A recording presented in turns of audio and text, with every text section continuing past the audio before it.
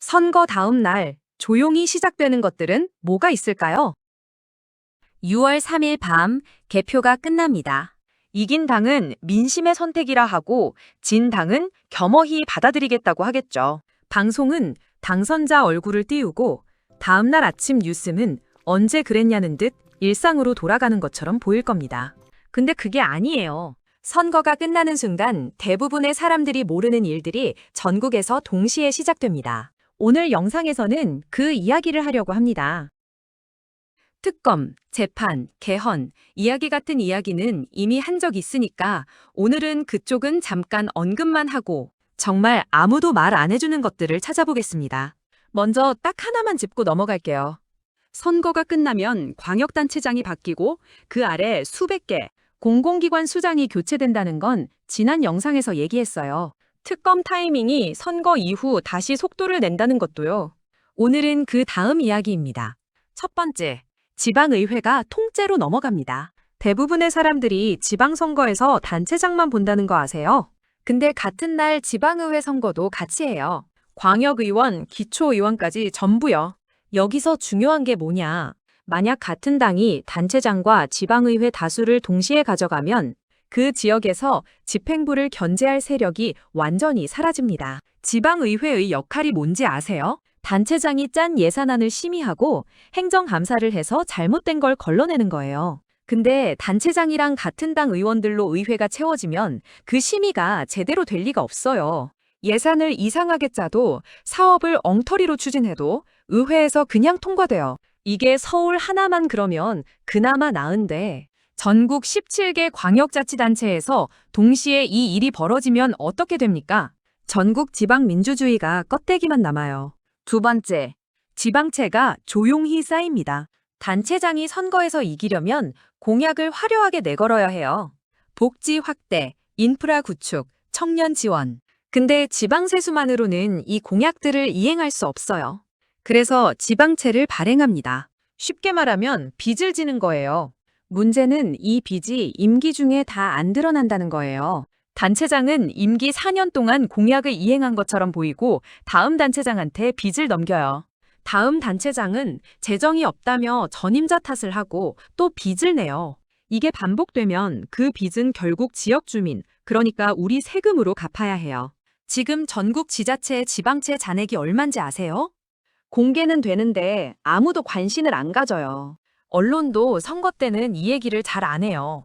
선거 이후에 단체장이 첫 번째로 짜는 예산안을 보세요. 거기에 진짜 속내가 다 나와 있어요. 자, 이제 대부분의 뉴스가 다루지 않는 이야기를 해볼게요. 지방선거가 끝나면 전국에서 조용하고 조용하게 언론도 거의 다루지 않는 일들이 벌어집니다.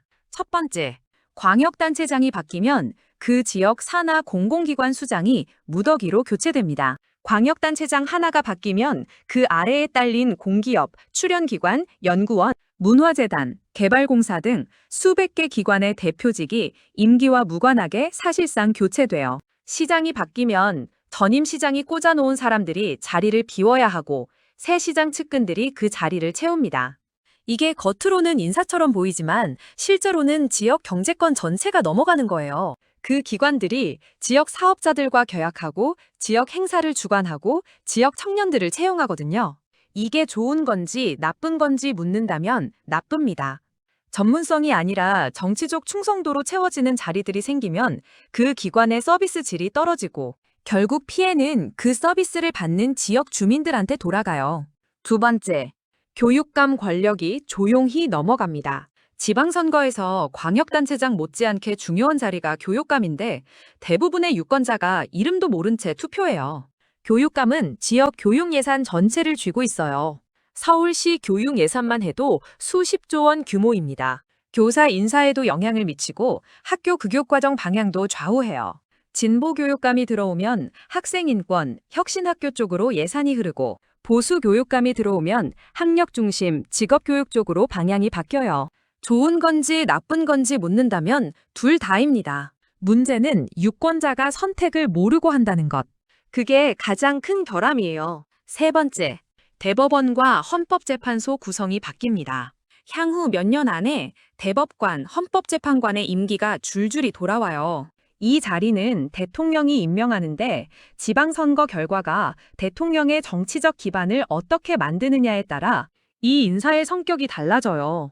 민주당이 지방 권력까지 독점하면 대통령이 소신껏 임명할 수 있고 국힘이 선전해서 견제 구도가 만들어지면 여론을 의식해서 좀 더 균형 있는 인사를 해야 할 압박이 생깁니다. 대법관과 헌법재판관이 바뀌면 뭐가 달라지냐고요? 10년 후 대한민국에서 어떤 판결이 나오느냐가 달라져요. 노동법, 환경법, 표현의 자유, 검찰권 범위, 이 모든 게 사법부 구성에 따라 방향이 달라집니다. 문제는 이 과정이 너무 불투명하고 국민이 전혀 모른다는 겁니다. 알아야 감시라도 할 수 있는데 모르니까 감시도 없어요. 네 번째, 지역 언론이 단체장 광고비의 포로가 됩니다.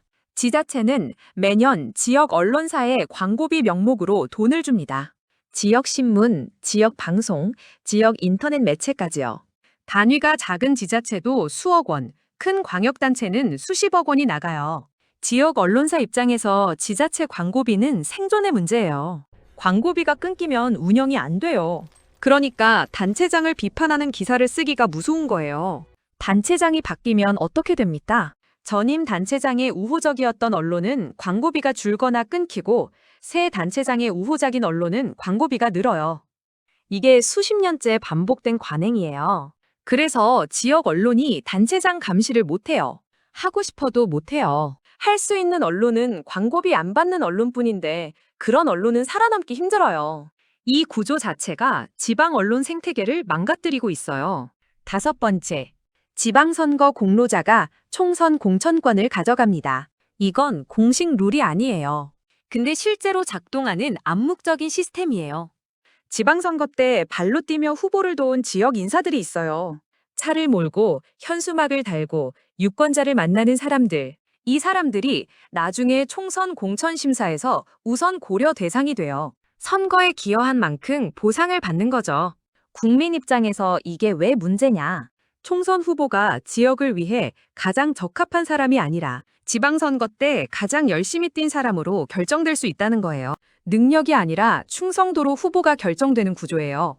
그래서 갑자기 이름도 모르던 사람이 총선에 나온다 싶으면 지방선거 때 뭘 했는지 찾아보세요.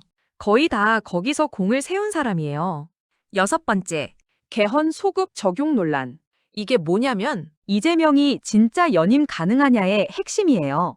이게 지금 정치권 안에서 조용히 진행되는 가장 뜨거운 논쟁이에요. 4년 중임제 개헌이 통과됐다고 가정해 볼게요.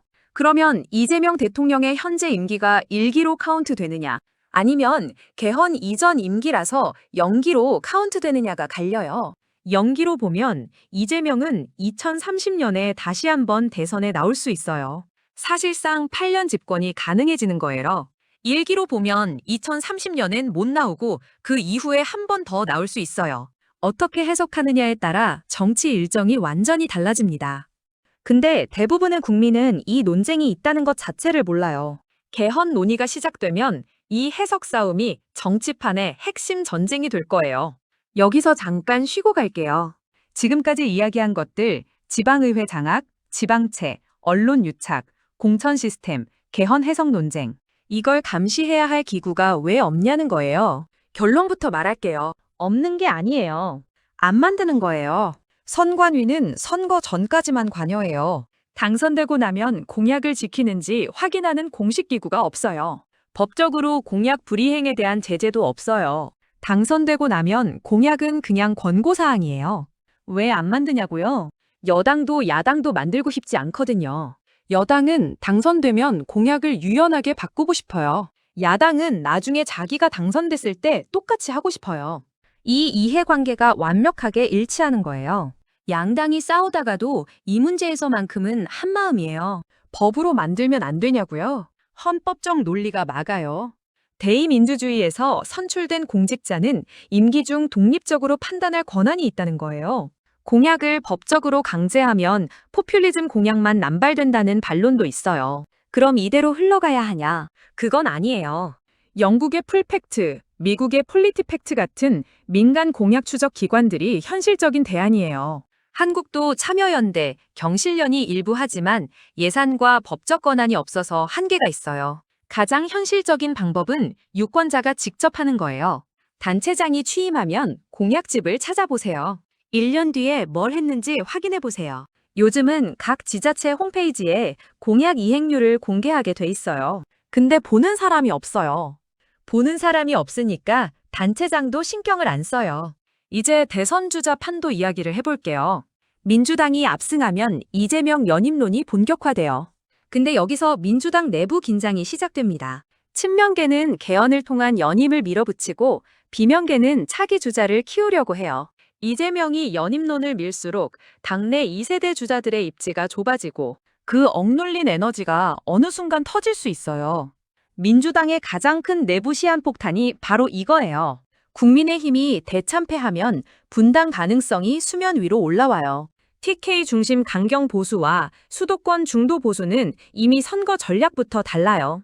TK는 기본적으로 반 이재명 프레임이 통하지만 수도권에서 그 프레임만으로는 한계가 있거든요. 두 세력의 이해관계가 충돌하다 결국 갈라서면 한국 보수 정치가 완전히 재편돼요. 이게 과장이 아니에요. 이미 내부에서 조용히 그 논의가 있어요. 자, 이제 정리하겠습니다.